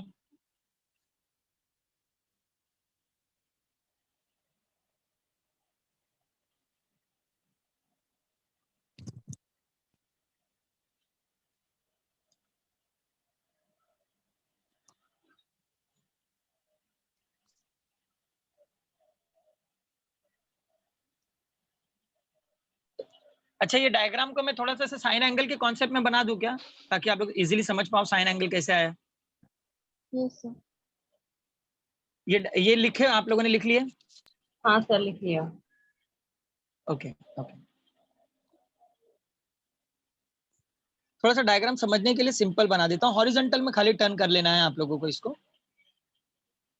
मतलब देखो, यहाँ पे 10 किलोमीटर पर आवर है, तो यहाँ पर भी 10 किलोमीटर पर आवर ही होगा ना। हाँ सर। ओके, तो अगर मैं इसे हॉरिजॉन्टल में ड्रॉ कर लूँ तो कैसा होगा? ये इस तरीके से होगा, यहाँ पे 10 है, ये थीटा हो गया, राइट। ये हमारा क्या हो जाएगा? Sine angle. और ये क्या हो गया हमारा? वी आर जी, यस और नो? तो साइन एंगल फाइंड आउट करेंगे तो opposite to the angle cos angle upon tan angle, यही है ना ट्रिग्नोमेट्री का फॉर्मूला। तो कॉस पे क्या दिया हुआ है? 10, और tan एंगल पे क्या दिया हुआ है? वी आर जी, समझे? समझे सर। ट्रिग्नोमेट्री का कॉन्सेप्ट ही अप्लाई किया है ना यहाँ पे। हाँ सर। गाइस ये सिंपल हो गया, अभी इससे ज्यादा सिंपल नहीं हो सकता। तो डायरेक्टली हम लोग को डायग्राम में देखते तो भी पता चला 30 डिग्री के ऑपोजिट में 10 है, ऑपोजिट हाँ अपॉन हाँ, हाइपोटेन्यूज 10 बराबर। अपॉन जी। देखो अभी तक आप लोग नीट जेडबलई में आ गए हो, तो मैं इतना तो इमेजिन कर सकता हूँ कि ये डायग्राम आपको समझ में आ जाएगा साइन एंगल कॉस एंगल निकालने के लिए। हाँ बट सर। स्टिल हाँ अगर जिनको और बेसिक में जानना था, जिनको और सिंपल में जानना है, तो उसको खाली क्या करना है? हॉरिजॉन्टल में होल्ड कर लेना है बस।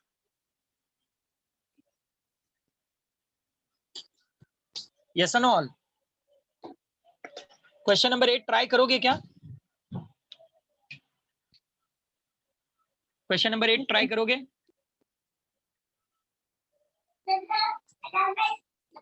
रब कर रहा हूँ गाइस,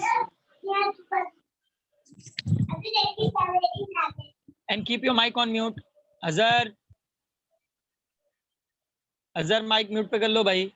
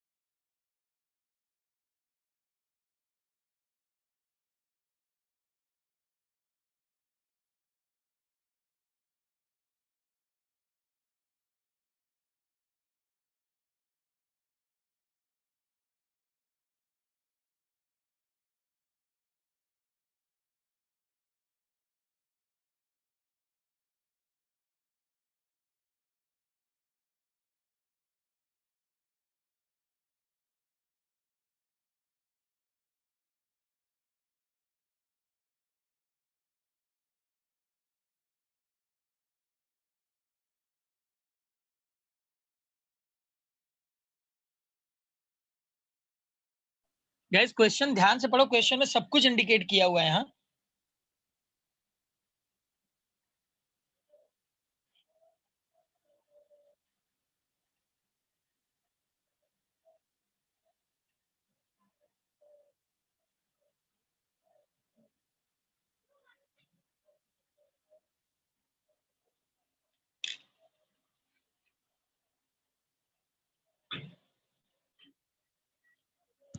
शुड आई ट्राई?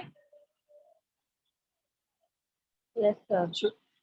क्या बोला यहाँ पे? The resultant of two vectors A and B of magnitude. तो मैग्नीट्यूड रिजल्टेंट वेक्टर के बारे में बात कर रहा है, समझ रहे हो? हाँ sir. If p vector, if b is reversed, then the resultant of magnitude q, what is the value of p square plus q square? तो इन लोगों ने सब कुछ बता दिया है यहाँ पे कि क्या एग्जैक्टली करना है आप लोगों को।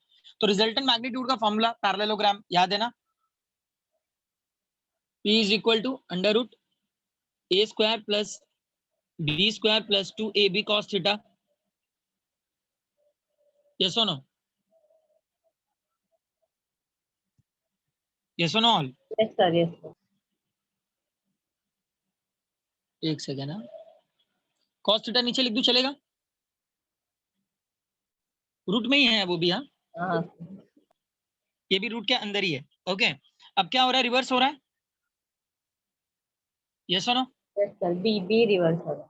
बी रिवर्स हो रहा है, तो बी रिवर्स होगा तो रिवर्स कंडीशन में यही फॉर्मूला किस में लिख लेंगे? माइनस में, मतलब क्यू होगा, सॉरी।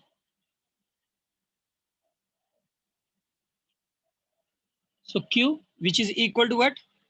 सेम यही फॉर्मूला, खाली माइनस में आ जाएगा। So A square plus B square minus 2ab cos theta. Yes और नो? हाँ सर। एक बार प्लस में लिख लिया, एक बार माइनस में लिख लिया। अब क्या करेंगे? स्क्वायरिंग एंड एडिंग, मतलब वही लोगों ने दिया ना condition, P square plus Q square, हाँ सर। तो कर लो ऐड। देखो क्या आता है। स्क्वायरिंग एंड एडिंग करोगे तो स्क्वायर से रूट तो पहले ही कैंसिल हो गया। यस और नो? स्क्वायर रूट तो पहले ही कैंसिल हो गया, तो बचता क्या खाली? Two into A A square, square plus B square आएगा। और ये प्लस से माइनस पूरा कैंसिल हो जाएगा। हाँ sir. Okay, plus plus A A square, square plus B square.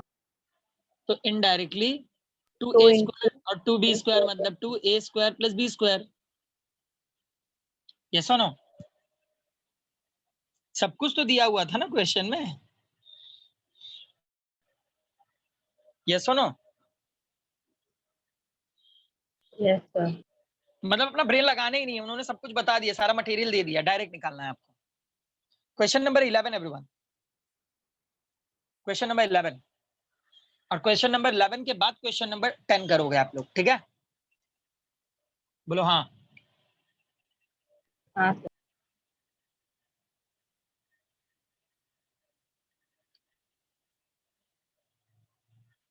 पहले ये लिख लो सब।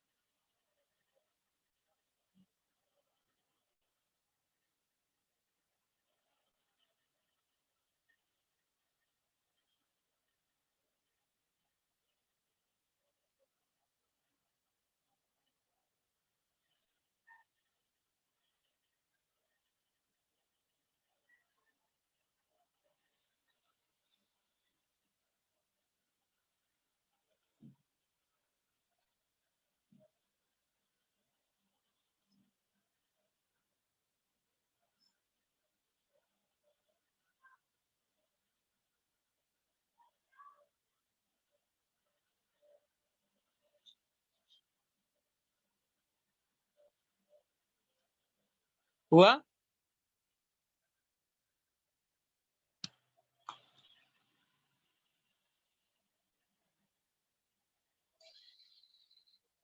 लिसन, क्या बोला यहाँ पे क्वेश्चन में?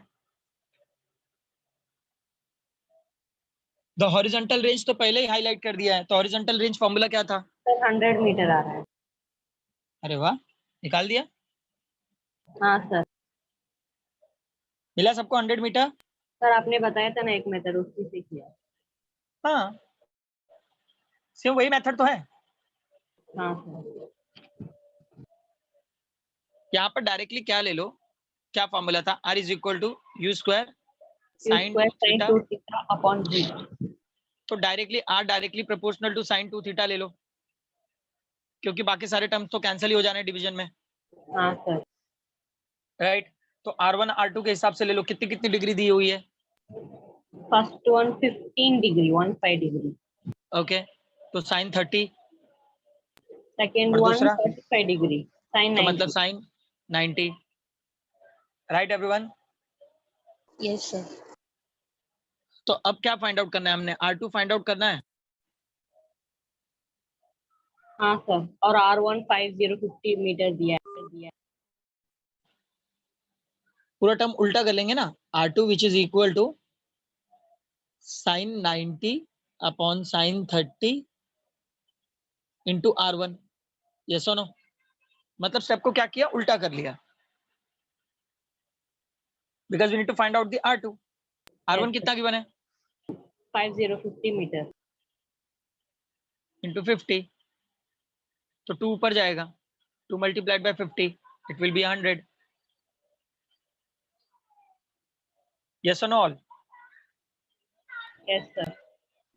Now do the question number 10। Simple है, आप लोग घर पे भी कर सकते हो इसको।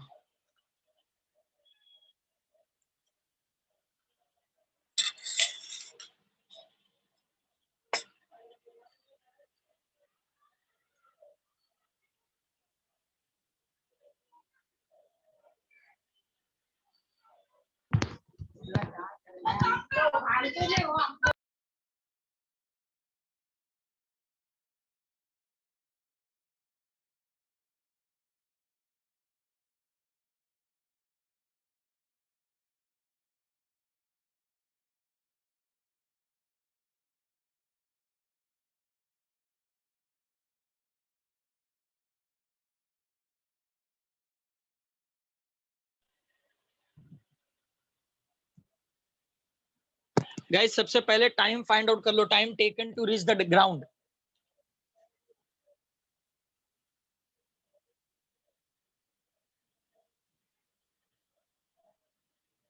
Time taken to reaches the ground.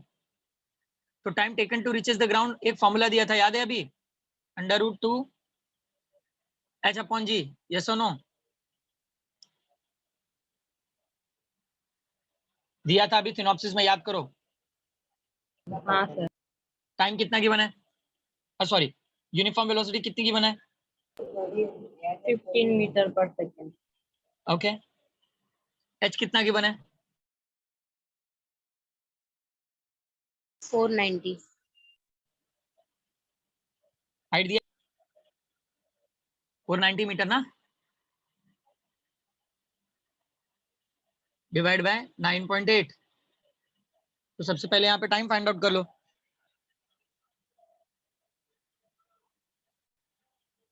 Find out करोगे क्या मिलेगा? देखो 4.9 कर दूं तो 2 से कैंसिल हो जाते हैं चीजें। ये 4.9 कर दूं ना तो यहाँ पे 10⁻² हो जाएगा, राइट? तो 4.9 और ये 9.8 2 से कैंसिल हो गए, 2 से कैंसिल हो गया, 100 स्क्वायर रूट से बाहर आ जाएगा। So that should be 10 second. Yes और नो?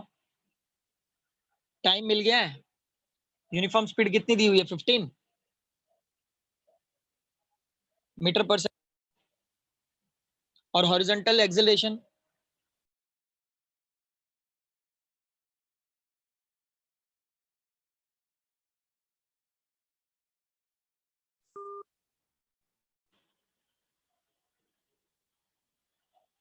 फिफ्टीन मीटर पर सेकेंड। हॉरिजॉन्टल एक्सेलरेशन होता नहीं है तो ax शुड बी 0। सुना सब लोगों ने? और जहां पे वर्टिकल एक्सेलरेशन होगा वहां पे ay is equal to g।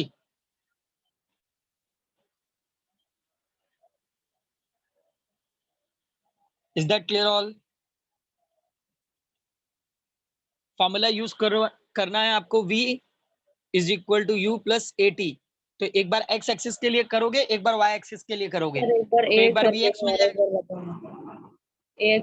Sorry sir ax horizontal projectile motion में जो भी ऑब्जेक्ट होते हैं वर्टिकल ट्रैवल करते हैं, तो ax इज इक्वल टू 0 होता है। हाँ सर। और वर्टिकल ट्रैवल करेगा तो ay is equal to g। ठीक है, तो एक बार x एक्सिस में फाइंड आउट करो, एक बार y एक्सिस में फाइंड आउट करो, और उसका फिर मैग्नीट्यूड फाइंड आउट कर लो। मैग्नीट्यूड का फॉर्मूला क्या हो जाएगा? सर आपने एक बार बताया था v वो ऑब्जेक्ट अगेंस्ट द ग्रेविटी जा रहा है तो a is equal to minus के होगा। नहीं माइनस यहाँ पे नहीं, न्यूमेरिकल है महालक्ष्मी। ये भी तो बताया ना, न्यूमेरिकल में नहीं यूज करना है नेगेटिव साइन जब तक की पोजीशन ना पूछे, आया ना? हाँ सर। जब तक पोजीशन नहीं पूछा है तब तक नेगेटिव साइन यूज नहीं करना है, याद रखो। हम लोग ने डेरिवेशन के लिए यूज किया हुआ था। हाँ सर।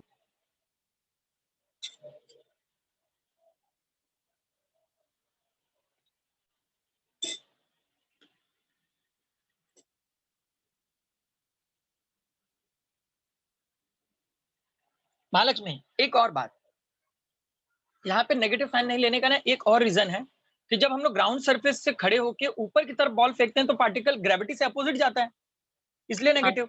लेकिन यहाँ पर जो ऑब्जेक्ट है वो ऊपर से नीचे आ रहा है, मतलब ग्रेविटी के टूवर्ड्स आ रहा है ना, ये भी कंडीशन याद रखो। जब हम लोग नीचे से सरफेस पे खड़े होकर बॉल को थ्रो करेंगे तो वो वर्टिकली अपवर्ड जाता है, मतलब ग्रेविटी से अपोजिट जा रहा है, that's why we using the negative sign. लेकिन जब हम लोग कहीं हाइट पे खड़े होकर फेंकेंगे, जैसे हम लोग टेरिस से खड़े होकर बॉल नीचे फेंक रहे हैं, तो बॉल ग्रेविटी के टूवर्ड्स आ रहा है, तो उस जगह पे पॉजिटिव। तो ये भी रीजन है यहाँ पे, क्योंकि क्वेश्चन के अकॉर्डिंग वही रीजन है कि जो भी पर्सन है वो क्लिफ पे खड़ा होकर बॉल नीचे फेंक रहा है, राइट? सर वो बॉल नीचे फेंक रहे तो प्रोजेक्टाइल कैसे होगा? अगर ऊपर फेंकते तभी प्रोजेक्टाइल होता है। एक डायग्राम बनाया था, ऐसे आएगा ना, Yes, sir. हाँ सर। याद रखो। ओके। कर लोगे ये काम? सब कुछ यहाँ पे दे दिया मैंने, एक बार x में पुट कर देना, एक बार y में पुट कर देना। u है, t है,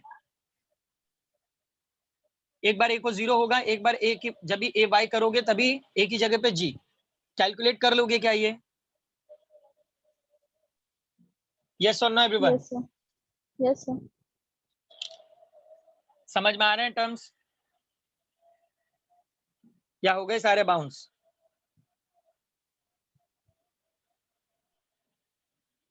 यस और नो एवरीवन? अरे बोलो। हाँ sir. So will stop here everyone.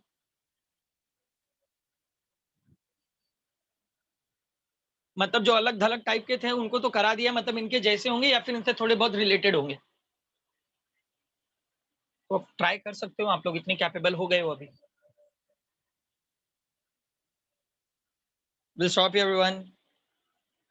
Okay welcome everyone, bye all. Sir. Bye. Thank you, Subhash.